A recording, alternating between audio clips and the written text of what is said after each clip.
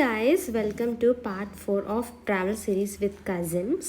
మా room window నుంచి ఆ సన్ రైజ్ వ్యూ చాలా బాగుంది, మీరు కూడా చూసేయండి. ఆ రోజు మేము మహాబలిపురం మొత్తం ఎక్స్ప్లోర్ చేద్దాం అనుకున్నాం. నవలూరు నుండి మహాబలిపురం ఆల్మోస్ట్ 1 hour జర్నీ ఉంటుంది.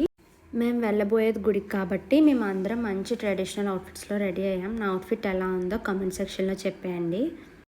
జనరల్గా అమ్మాయిలు రెడీ అయితే కంపల్సరీ ఒక ఫోటోషూట్ సెషన్ ఉంటుంది కదా, సో అలా నేను మా చెల్లి కొన్ని ఫొటోస్ దిగాము. సో అప్పటికే టైం అరౌండ్ 7:30, 7:45 అయిపోయింది. సో బయటకు వచ్చేసి ఒక ఆటో మాట్లాడుకున్నాము.